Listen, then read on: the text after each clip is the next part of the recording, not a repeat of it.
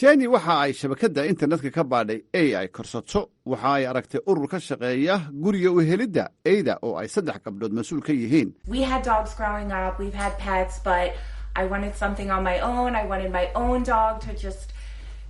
aydii aanu haysanay ayaa duqowday, xayawaano kale ayaannu haysannaa, anigu ay aan leeyahay oon guriga ugu imaado ayaan rabay, xayawaanan mas-uul ka ahay oo aan korsado ayaan doonayey. gabdhahan ayaa dad korsado u raadiya eyda dabadda ku nool. dumarkani waxa ay degan yihiin ruushka. markii haddaba ay jenny eegtay macluumaadka ku qoran internetka waa ay ku qanacday. baadigoob ayaanay bilowday. haddaba mid ka mida eydii ku sawirnaa boggaasi internetka ee laga badbaadiyey toogashada ruushka ayuu ku nool yahay magaalada Moscow.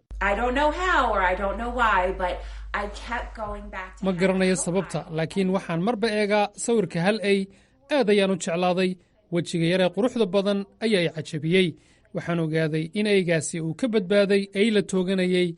qalbiga ayaa i jabay. gabarh ka tirsan ururka badbaadinta eyda Moscow ayaa ilaalaysay, cunto siisay oo xanaanaysay. muddo kadib ayay haddaba jenny waxa ay la samaysay xidhiir ururkii. waxa ay wada hadleen gabadh la yidhaahda maya oo ahayd gabdhahaasi ilaalaynaya eydaasi la soo badbaadiyey. waxaa loo ballamiyey kulan in lagula yeesho guriga khadka telefoonka ah. sheeko dheer dabadeed su'aalaha la weydiiyey waxaa ka mid ahaa sababta ay u doonaysay inay eegan korsato. ugu dambayntiina waa loo oggolaaday. jenny waxa ay sheegtay in ay farxad dhaaftay, qalbigeedu isbeddelay oo ay aad ugu faraxday inay eygaas korsato. maraykanka ayaa loogu keenay oo iminka aqalkeeda ayay ku xanaanaysaa oo ku haysataa eygaasi.